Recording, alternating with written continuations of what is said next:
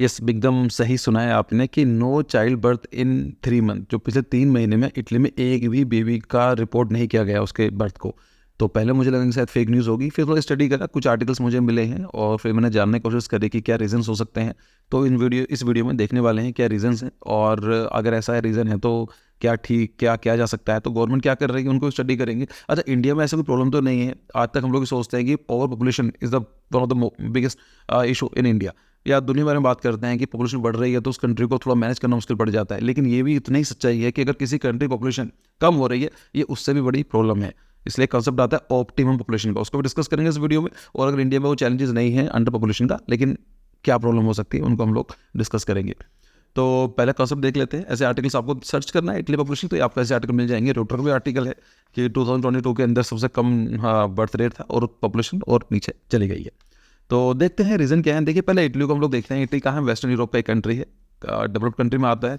और इसकी जो फर्टिलिटी रेट है, देखिए फर्टिलिटी रेट का मतलब क्या होता है कि एक वुमेन अपने रिप्रोडक्शन टाइम काल में जब वो बेबी प्रोड्यूस कर सकती है, कितने बेबी प्रोड्यूस कर रही है, उसको बोलते हैं फर्टिलिटी। अगर मान लीजिए एक वुमेन है, वो एक बेबी प्रोड्यूस करती है, उसको बोलेंगे फर्टिलिटी 1। अगर वो 10 कर रही है, हम बोलेंगे उसका 10 फर्टिलिटी। ठीक है, तो सिंपल है। तो जापान में की सबसे कम पॉपुलेशन, मतलब जापान की फर्टिलिटी रेट सबसे कम है, उसके बाद इटली सेकंड नंबर पर आता है। तो आप समझ सकते हैं जापान के अंदर पॉपुलेशन क्या मतलब क्या है। अगर आज 1000 है तो 10 साल के बाद 1000 नहीं रहेगी, वो कम हो जाएगी। ठीक है, इंडिया की पॉपुलेशन ग्रो कर रही है, लेकिन जापान हो गया, जर्मनी है, रशिया है, और वेस्टर्न कंट्रीज जो हैं, कुछ कंट्रीज ऐसे हैं जिनकी पॉपुलेशन या तो स्टेबलाइज हो चुकी है या फिर डिक्लाइन कर रही है, और यही उनकी सबसे बड़ी प्रॉब्लम आ रही है।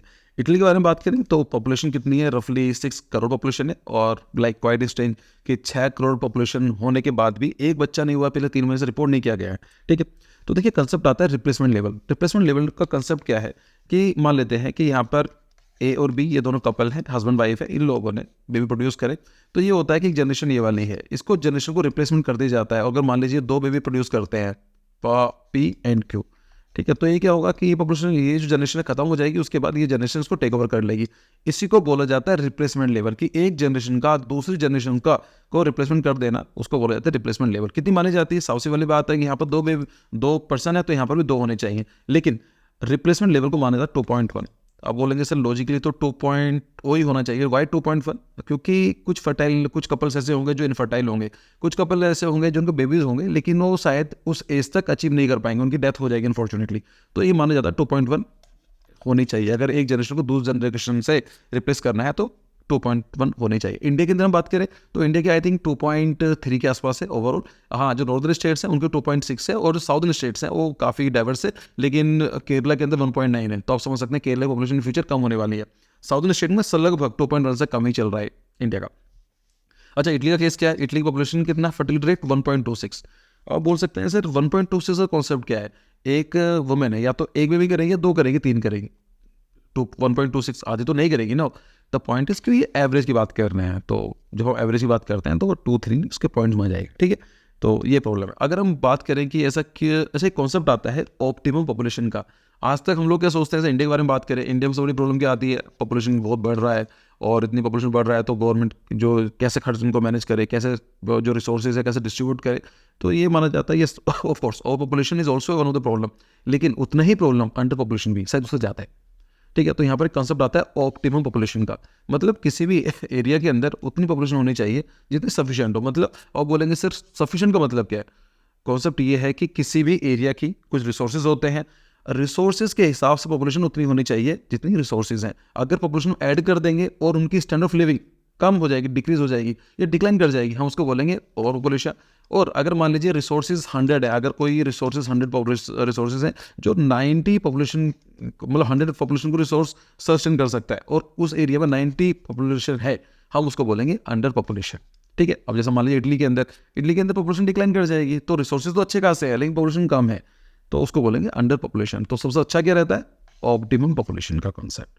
ठीक है, अब कुछ रीजंस हैं कि ऐसा क्यों है। देखिए, पहला तो आता है इकोनॉमिक अनसर्टेनिटी। आप लोग जानते हैं कि रिसेशन है, वेस्टर्न यूरोप के अंदर डेवलपमेंट कुछ खास हो नहीं रहा है, ग्रोथ रेट अच्छी है नहीं।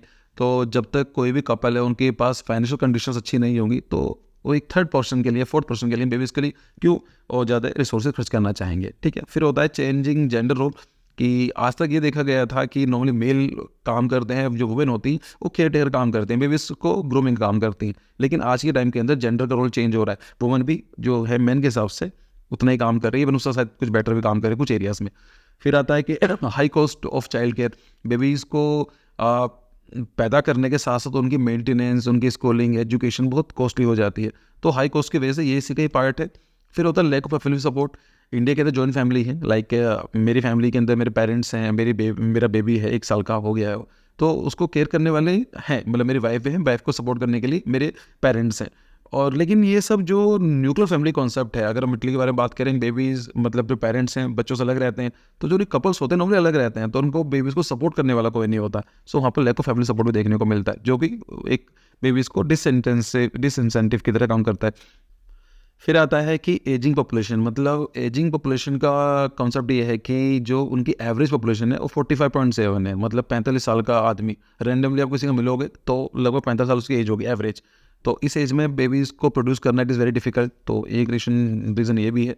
फिर होता है कि नेगेटिव नेट माइग्रेशन है, मतलब इटली की कंडीशन अच्छी नहीं है, तो रिसोर्सेज अनएम्प्लॉयमेंट इतनी ज़्यादा हो गई है वहाँ पर कि लोग अब क्या कर रहे हैं, वहाँ से बाहर निकल रहे हैं। अब जो निकले, जो यंग पॉपुलेशन होती है, वर्किंग पॉपुलेशन होती है, वही माइग्रेट करती है।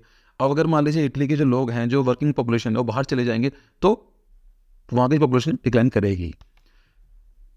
तो ऐसे कॉन्सिक्वेंसेस क्या हो सकते हैं अंडर पॉपुलेशन के? देखिए, सबसे बड़ी बात तो ये होती है श्रिंकिंग वर्कफोर्स। वैसे काफ़ी डिटेल टॉपिक बन सकता है इसके ऊपर, लेकिन ये मान लीजिए कि अगर बेबीज़ नहीं होंगे तो जो आज यंग जनरेशन है, कल बूढ़ी होगी, उनको सपोर्ट करने के लिए यंग जनरेशन चाहिए। जब है ही नहीं यंग जनरेशन, तो उनके ऊपर जो उनको कैसे सपोर्ट करेगी? फिर होता है decline tax revenue. Of course, जब वर्किंग पॉपुलेशन कम हो जाएगी इन फ्यूचर, आने वाली जनरेशन कम रहेगी, तो रेवेन्यू कम होगा। रेवेन्यू कम होगा तो गवर्नमेंट के पास पैसे कम आएंगे, पैसे कम आएंगे तो स्कीम या फिर जो कंट्री को सस्टेन करने के लिए जो रिसोर्स चाहिए वो नहीं कर पाएंगे। फिर होता है इंक्रीजिंग डिपेंडेंसी रेशो। मतलब क्या है कि डिपेंडेंसी का मतलब क्या है कि आज ऐसा एग्जांपल है हाइपोथेटिकली, कोई कंट्री है, वहाँ पर 100 लोग काम करते हैं और 20 लोग बूढ़े हैं, तो हम लोग बोलेंगे कि डिपेंडेंसी रेशो कितनी है, 20/100। लेकिन मान लीजिए कि अब बेबीज प्रोड्यूस हो नहीं रहे हैं, तो एक टाइम ऐसा आएगा कि जो डिपेंडेंसी, जो बूढ़े लोग हो जाएंगे 100 हो जाएंगे और वर्किंग पॉपुलेशन के लिए 20, तो डिपेंडेंसी रेशो बढ़ जाएगा। मतलब कम लोग होंगे जो मेहनत करके पैसे कमा रहे होंगे और उनको सपोर्ट करने के लिए बूढ़ी पॉपुलेशन काफ़ी रहेगी। सिंपल लैंग्वेज समझाया मैंने आपको, ठीक है। Increasing dependency ratio. फिर होता है सोशल एंड कल्चरल इश्यूज भी हैं कि अगर पॉपुलेशन कम हो जाएगी तो सोशल कल्चर कहाँ सिखाएंगे, है ना। Culture is something which is utilise by the group of the people, तो उसकी प्रॉब्लम पड़ेगी।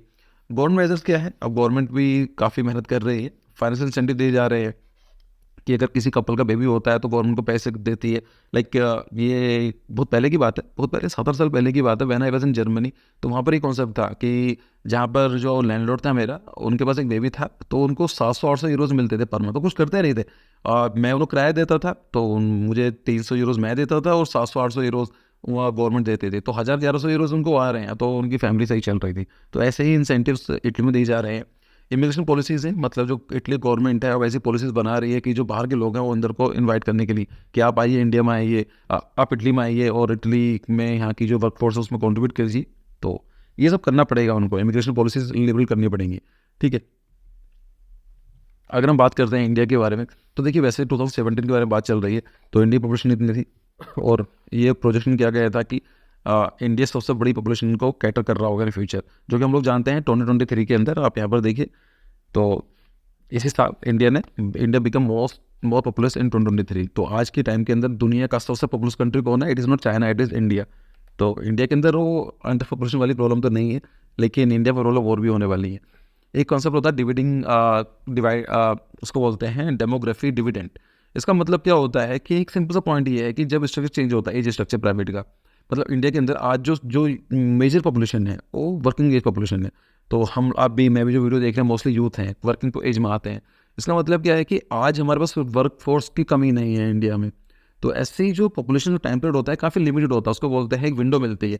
अगर किसी कंट्री ने इस एरिया में पॉपुलेशन को अच्छी जगह लगा दिया और डेवलपमेंट कर लिया तो कंट्री सस्टेन कर सकता है। लेकिन अब जो इतनी पॉपुलेशन है, वर्किंग एज पॉपुलेशन है, उनको स्किल्स डेवलपमेंट नहीं हो पा रहे हैं, कुछ और ही प्रॉब्लम है, डिस्कस करेंगे। उसकी वजह से जो डेमोग्राफी डिविडेंड है उसको बेनिफिट नहीं लिया जा पाएगा इन फ्यूचर, जो कहीं ना कहीं इंडिया के अगेंस्ट चला जाएगा। क्योंकि जो आज जो पॉपुलेशन है ना हमारी, वो एक लिमिटेड टाइम पीरियड के लिए है, 2060-70 तक ही है। उसके बाद हमारी पॉपुलेशन डिक्लाइन करना स्टार्ट कर जाएगी, ठीक है। अगर हम बात करें इंडिया में प्रॉब्लम क्या क्या है, देखिए थोड़ी प्रॉब्लम आती है, इनफॉर्मल इकॉनमी है, लोग कितने काम कर रहे हैं, क्या चल रहा है, कुछ पता ही नहीं है, किसी को हायर कर लिया जाता है, किसी फायर कर लिया जाता है। तो जो देखा जाए तो गवर्नमेंट सेक्टर में सिर्फ 3 to 4% ही है, और इनफॉर्मल सेक्टर के अंदर सिर्फ 7 to 8% है। ओवरऑल हम बात करें 10% जो इंडिया की वर्कफोर्स है वो इनफॉर्मल है, 90% लोग अपने इनफॉर्मली काम करते हैं। इनफॉर्मल का मतलब होता है डोमेस्टिक हेल्प, रिक्शा पुलर हो गई, लेबरर हो गई, या फिर कोई दुकान है छोटी मोटी जो गवर्नमेंट को टैक्स पे नहीं कर रहे हैं।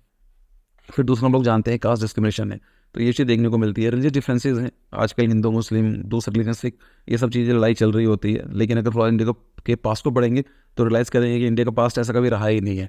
डिफरेंट फेथ के यहाँ के लोग रहते हैं, आपस में रहे हैं। इंटॉलरेंस जो आज देखने को मिलती है, एक्चुअली ये सब कभी था नहीं, बस ये पोलिटिसाइज किया जाता है इन चीज़ों के लिए। तो पॉइंट ये है कि अगर ऐसा आपको कैसी बातें बता रहा है कोई, इन कास्ट के बारे में बात कर रहा है, रिलीजन के बारे में बात कर रहा है, प्लीज़ ऐसे लोगों से दूर रहिए, वे आपको पोल्यूट कर रहे हैं। ठीक है।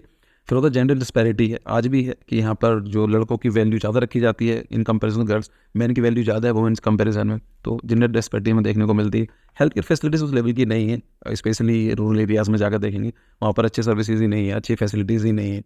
लो एम्प्लॉयबिलिटी वो भी है कि आज की यंग पॉपुलेशन तो अच्छी खासी है, पढ़ी लिखी है, लेकिन एम्प्लॉयमेंट अपॉर्चुनिटी इतनी ज़्यादा है नहीं, तो कहीं ना कहीं ये प्रॉब्लम देखने को हम मिल रही है। तो आई होप आपको कुछ सीखने को मिला होगा आज की वीडियो में। अगर अच्छा लगा तो प्लीज़ लाइक दिस वीडियो और शेयर कीजिए, चैनल को सब्सक्राइब कीजिए, लोगों को बताइए भी।